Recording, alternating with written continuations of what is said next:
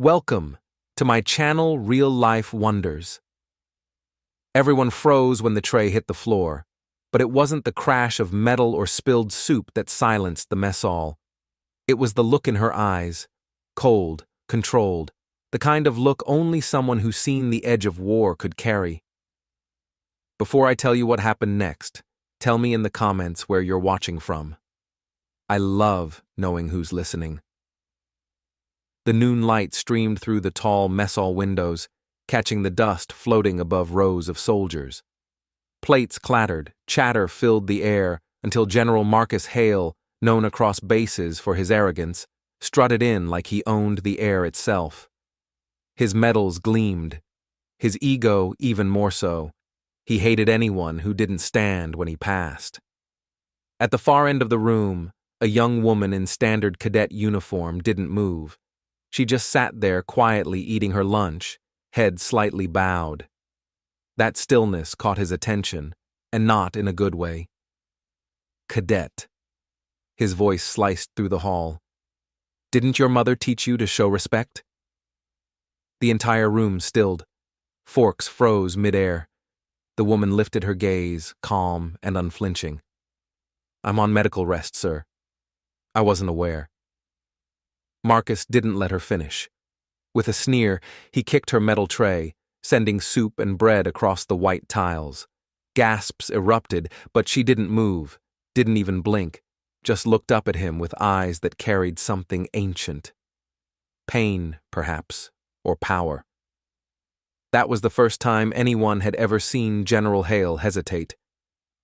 She's new, someone whispered from another table. Just transferred last week.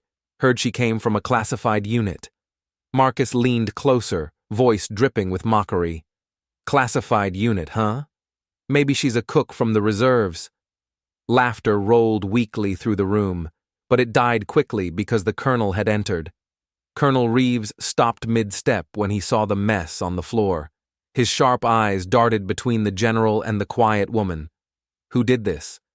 Marcus straightened, brushing dust from his uniform, just disciplining an insubordinate cadet. The colonel's jaw tensed. Insubordinate.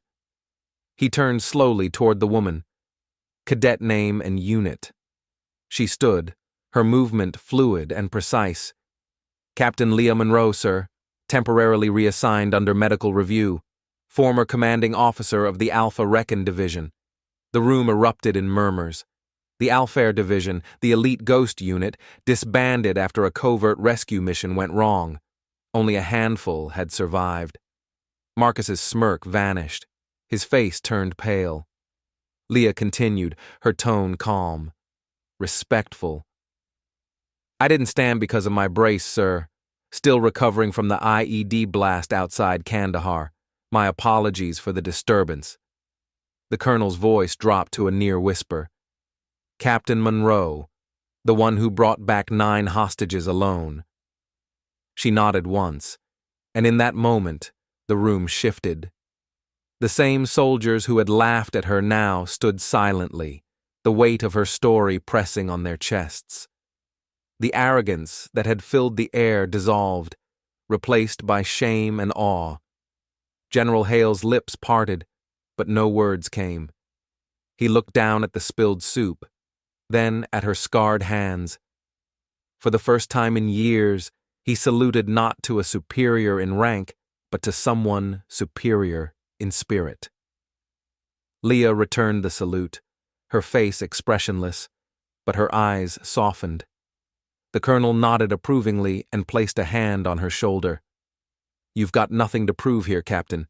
You already did. Outside, sunlight spilled over the training grounds, the sounds of distant drills echoing through the base. Soldiers watched from the windows as Leah quietly picked up her tray, cleaned the mess, and sat again like nothing had happened. But everyone knew everything had changed. From that day on, no one sat in that hall without remembering the woman who taught them what true rank really meant. Because respect isn't earned through stars on your shoulder. It's written in the scars you carry with grace. And sometimes the quietest person in the room holds the loudest history. If this story moved you, Share it with someone who believes in quiet strength. And don't forget to subscribe. More real stories of courage and unseen heroes await you.